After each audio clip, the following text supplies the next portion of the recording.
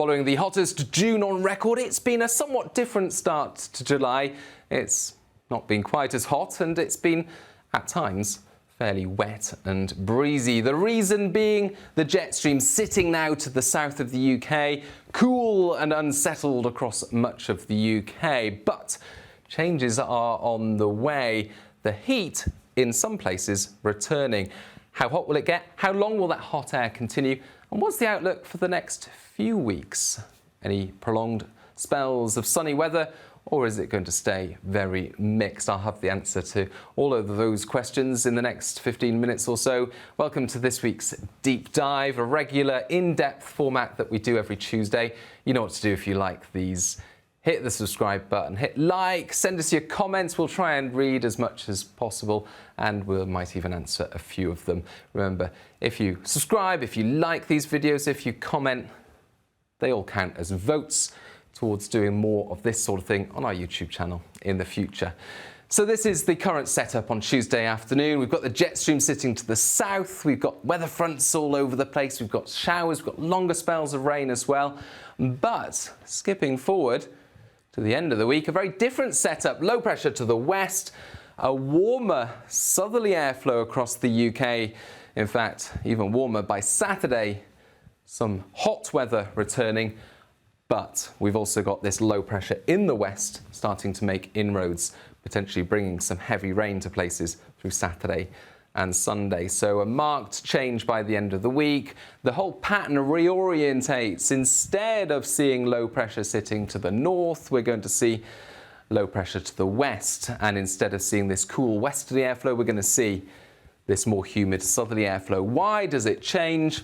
Well, it's all to do with what's happening on the other side of the pond. We've got this hot air across the US that's being drawn through the next few days into northeastern parts of the US, into eastern parts of Canada. It's then helping as that pushes north to reinforce an area of high pressure that at the moment is over Greenland.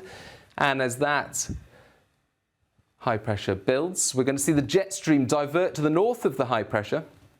The whole pattern becomes more wriggly, more amplified, and with high pressure on the other side of the Atlantic, the low pressure near Iceland at the moment starts to build further south to the west of the UK, and you can see how wriggly the jet stream is by the end of the week. We've got low pressure and this big trough in the jet stream sitting to the west of the UK, and that helps, instead of giving us this flat westerly airflow, it helps draw warmth up from the south, but also increased humidity, and with low pressure to the west, increased instability in the atmosphere through the weekend, and an increased chance that weather fronts will move in from the west and bring some heavy rain or thunderstorms with them.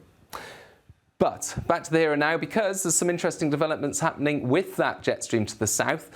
Over the next few hours, heavy rain in the south of the UK is likely to develop as the jet stream spins it up into an area of low pressure, which in turn is likely to bring some very strong winds to the Low Countries, to Germany, and then into Denmark and Scandinavia. That low has been named by Germany. It's a named storm, Storm Poley. Narrowly misses us, but it's likely to bring a spell of 60 to 70 mile per hour wind gusts to the coasts of the Netherlands, for example. So some disruptive winds, unusually windy for July in that part of the world during Wednesday, and then that unsettled weather moving into Scandinavia.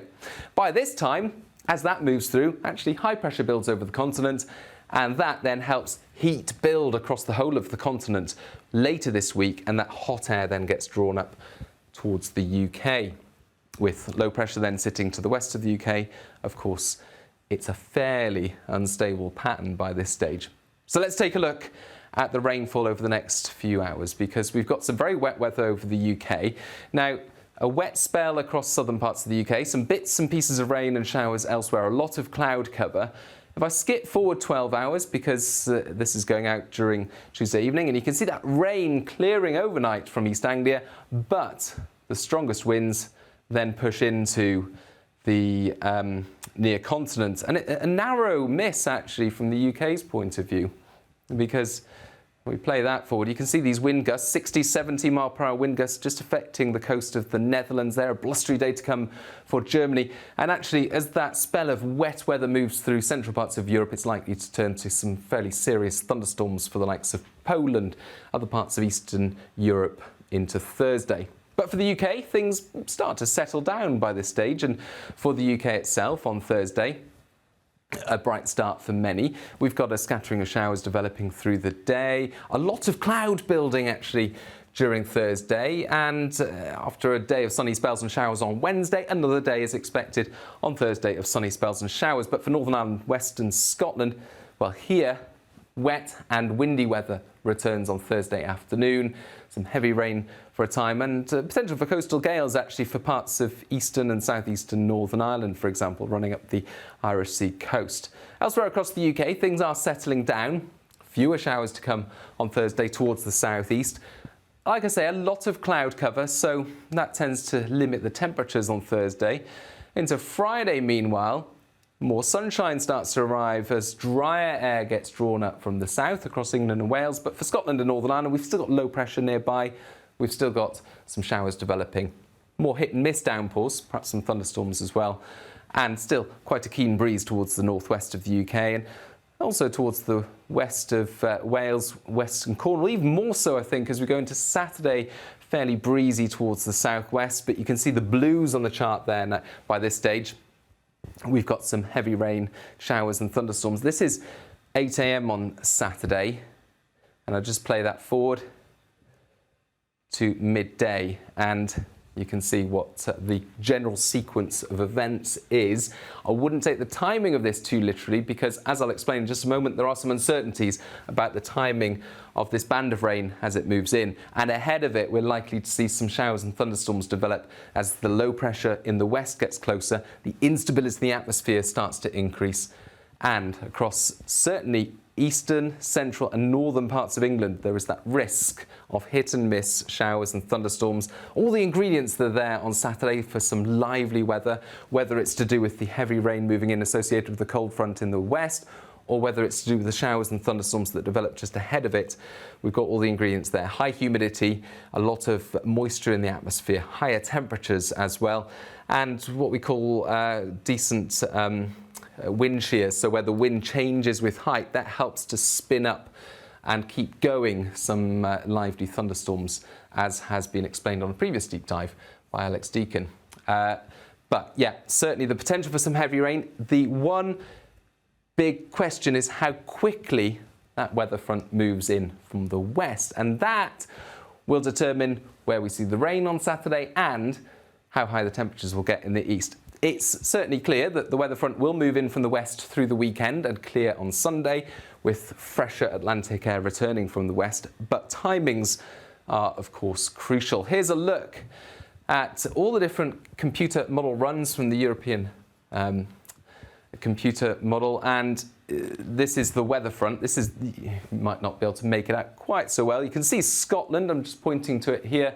Scotland on the map. That's Scotland, and all these different colours are all the different positions of the weather front on Saturday midday from 50 different computer model runs. So some of them have it over eastern England, a majority have it over Wales and the southwest, and so there's still some question marks about how quickly that front moves in, and that, as I mentioned, will impact the temperatures because it is going to turn much warmer, that's for sure, as humid air returns from the south. Let's take a look at London's temperature trend, and you can see below average temperatures for the time of year on Tuesday, back to around average on Wednesday and Thursday. That's 21 degrees for this time of year, around average. Then shooting up on Friday and into the weekend, if anything. This is slightly underdoing what we expect the temperatures to look like by the weekend. What we're thinking is a temperature range across the southeast and into parts of the Midlands and East Anglia of 28 to 32 Celsius. 28 Celsius if the front is a little bit quicker and brings some higher cloud in and we see some showers and thunderstorms developing. 32 Celsius if all of that is held back for a few hours longer. So just a difference in the timing of a few hours for that weather front coming in from the west will make a big difference, whether it's 28 or 32, but certainly a marked temperature increase compared to what we're seeing at the moment. Wherever you are, temperatures are increasing from below average at the moment to above average by the weekend, but that temperature increase is less apparent the further northwest you are. So for this is Belfast, 17 up to 20 Celsius. It's going to feel more humid. Nights will become muggier as well. That's worth pointing out. And the increased potential for some heavy rain at times with that more humid air. And Northern Ireland certainly seeing some wet weather on Thursday and into Friday. But, as I say, some uncertainty about the timings of the weather fronts. Either way, these systems clear through and then temperatures trend back downwards as the fresher air returns later in the weekend.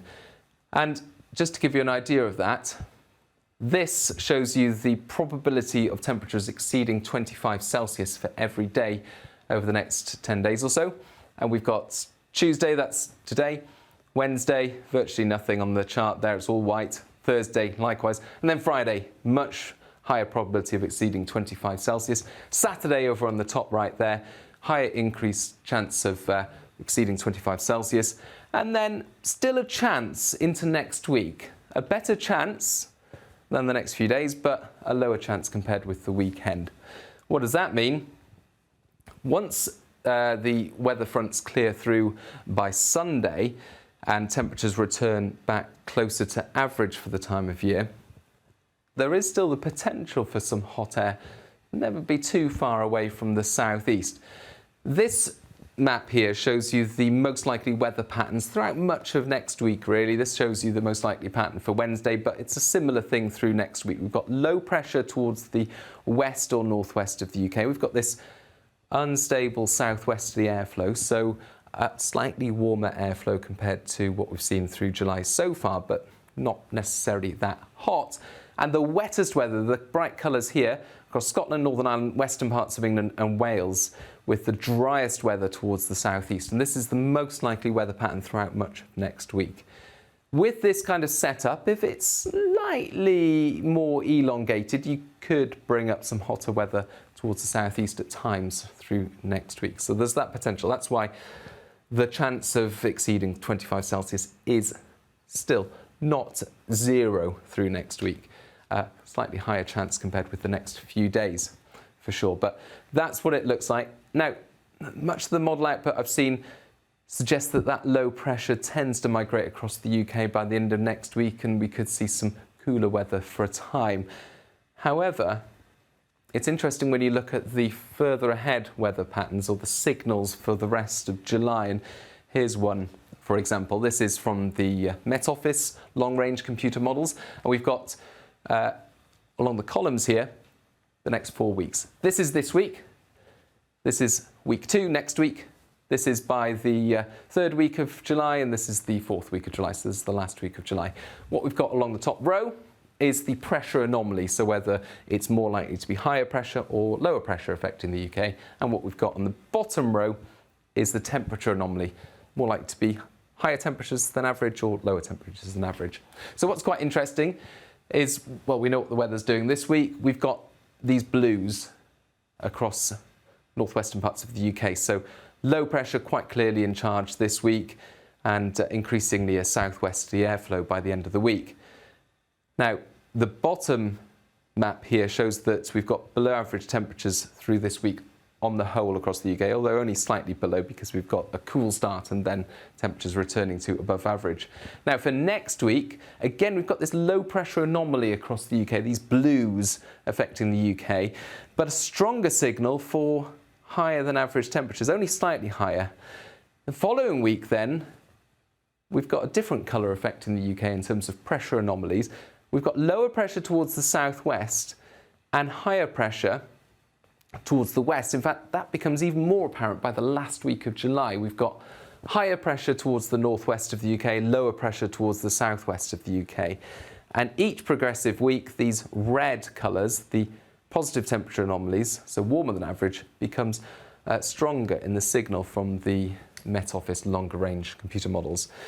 Now, the European computer model shows a similar trend, but the signal isn't quite as strong. So basically what we can say about the rest of July is through the rest of this week, it's turning hotter. Temperatures returning to about 30 Celsius by the weekend towards the southeast. But at the same time, we've got the Atlantic weather returning through the weekend, bringing some heavy, possibly thundery rain in places. Once that clears through, we've got low pressure in charge through next week. Temperatures will be around average or perhaps slightly above in any drier and brighter spells, but certainly a lot of showers around through next week. Then for the last 2 weeks of July, there's this signal, by no means a guarantee, but what is more likely to happen is for higher pressure to affect more northern areas, lower pressure towards the southwest with this increasing temperature trend. So most likely for the second half of July to be warmer than the first half of July and most likely to be turning drier, but certainly not a guarantee that it will be dry and sunny everywhere because, of course, there is that signal for lower pressure towards the southwest. And these are not necessarily the strongest of signals either. The summer is a difficult time of year to predict more than a few days ahead because the jet stream is quite weak. We don't have these strong teleconnections. Teleconnections are where the weather signals from other parts of the planet affect the UK because of the weak jet stream. And so those signals tend to be quite weak, and they're certainly very weak at the moment. There's just that hint of a change for the rest of July. But for the time being, yeah, certainly that trend towards hotter weather later this week, followed by a thundery breakdown. That's all from me for today, but thank you for watching. And as I say, if you enjoy these deep dives, don't forget to hit subscribe. Bye-bye.